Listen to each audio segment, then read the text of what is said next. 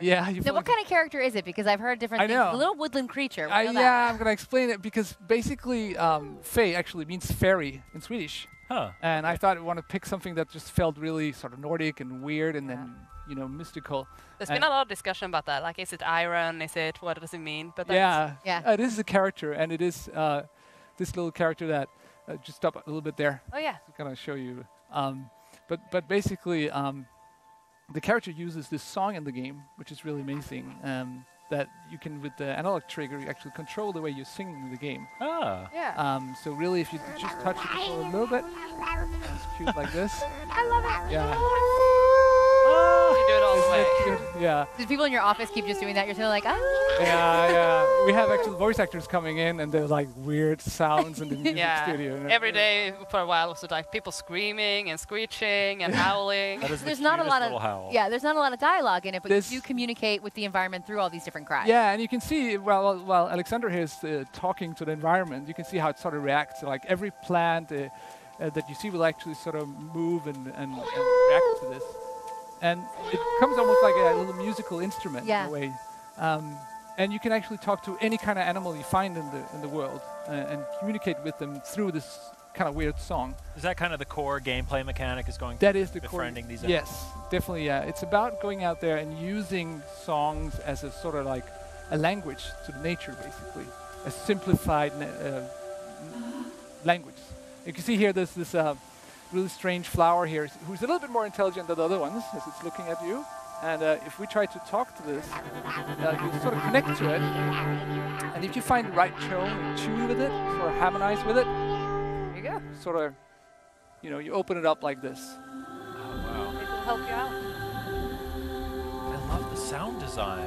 Oh, Joel, who's working on this, is like, oh, He's amazing. he's amazing. And He does all the sounds and all the music and yeah, and he's bringing out these amazing musicians who are doing all the live recording in our studio. So we hear like violins and everything in the office. It's super nice. Yeah. So the flower here opened up these little platforms so we can move forward. So it's about connecting to the environment and seeing how it actually helps you forward, figuring out how this sort of like mini ecosystem is working.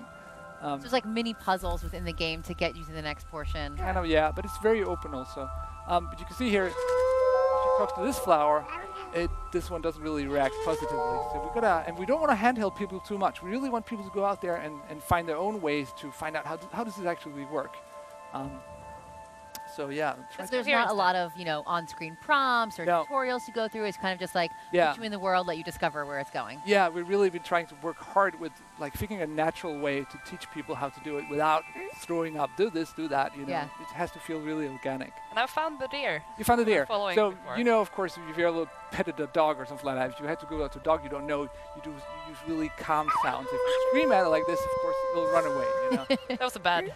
So this is a way to use the musical or the song system where if you use like really soft sounds, let's see if you can get it back now. Try to be really calm with the sounds. I love the image of this little character just sprinting through the forest, howling at this deer. Yeah, so now it's interested, and then of course we can sort of connect to it and harmonize with it. Now we're friends. Now you're friends, yeah. I love the art style. Thank you, yeah. Your amazing singing voice. You're in karaoke. There's a lot of really nice, dark, black depths of shadows in there. Yeah, makes everything pop. Right, exactly. We tried to find I mean, obviously we're a small team, but a small team can still do something really beautiful if you pick a style that really fits you and works with you. And also, I mean, it's nice to have something that's kind of simplified for the eye, I think, you know. So this little deer is following us around now. As you can see, it's very interested in you, and this is kind of cool about it. This deer can actually sing to these flowers, these draft flowers, and then help you move forward into. So it's not only you who has this singing sort of language. It's also the different animals have different songs they can sing with to the nature. Do you ever get to a point where you're like kind of harmonizing with various animals, and that changes the way that the songs sound? Yeah. I might want to show you part of that actually. Oh yeah. You can see here. Wow, look at that. Yeah.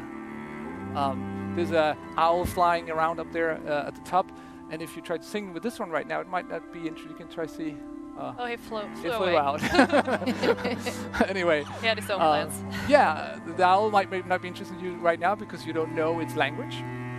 but later on we will learn to speak to this owl and have a specific. I'll show that a little bit later in the game.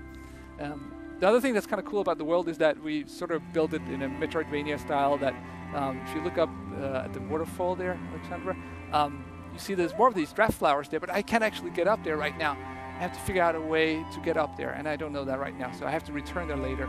But even if I get up there, I might not be able to actually talk to these flowers because I don't know the language for the flowers, and I can't bring it there with me. So you can always sort of return to the world and reuse it, and that's obviously the whole Metroidvania part of the game. Really I'm gonna try to take this little weird thing here. Yeah. Oh, actually, yeah, you're right. We'll show that now. Yeah, there's all these little secrets. So if you have harmonized with this deer, you can also ride around with it.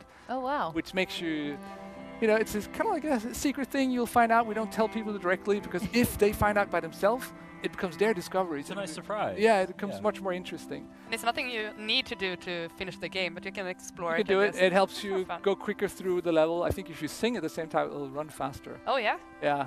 Even I didn't know that. I feel like this is the kind of game that's going to have a lot of these little surprises and discoveries. Yeah, exactly. Yeah. So now Alexandra picked up a shard, and this shard sort of powers the elder tree of the forest, which means that you can run down there in this hub thing and power yourself up. So you can find these different shards that are hidden all around the world, and they will power the elder tree, and if you power it enough, it will give you new abilities.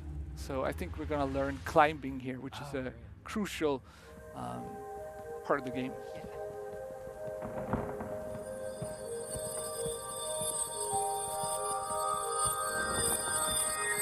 Wow.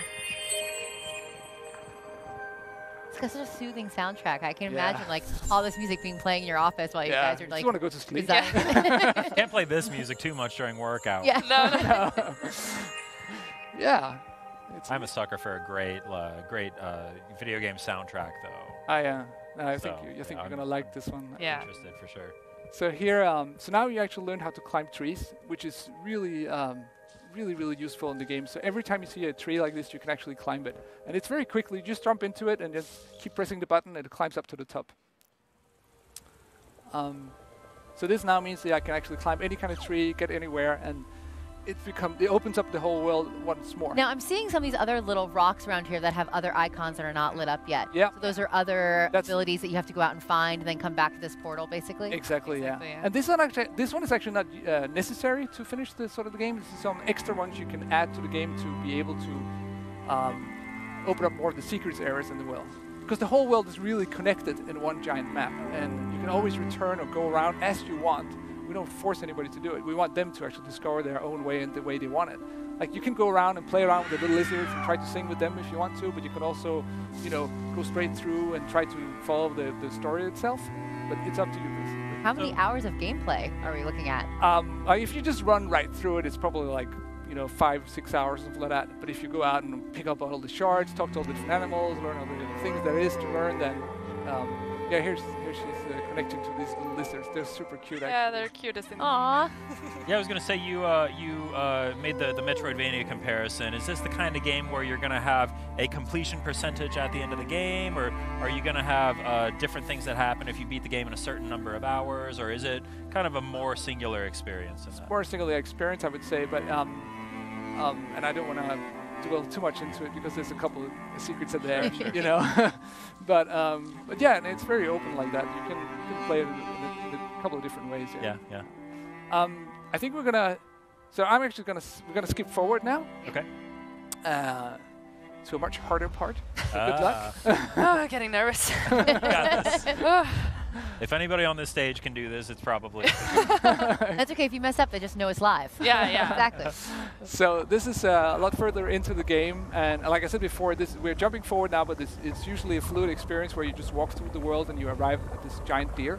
And the antagonists now, called the Silent Ones, we haven't seen much of them here in this demo, but they have captured this giant deer.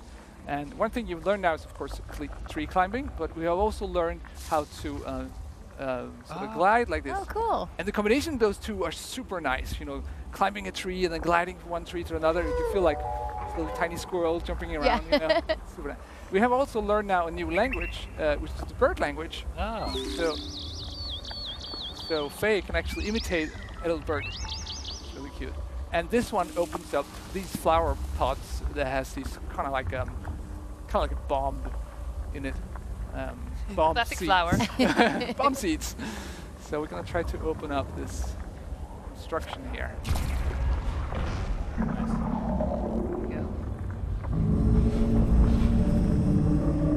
I feel like you could press the share button at any point and get a new desktop wallpaper. Oh, not gonna fall down.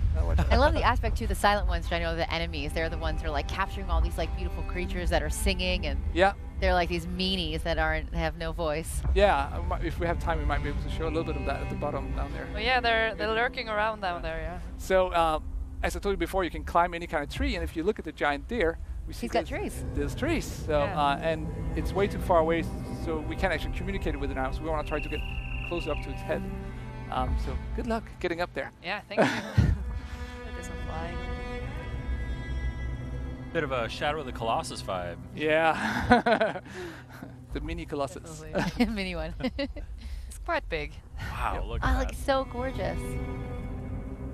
Yeah, there should be some silent ones. Now, I noticed when he's the bird, he now has like that yellow coloring on it. So does that change now every time you have a different voice? Yeah, it's a way to basically show what kind of, we're trying to build that into the whole ways of understanding what language do we have right now. Watch out, I'm gonna climb up there. Oh my quickly. god. Start thinking about the colors of the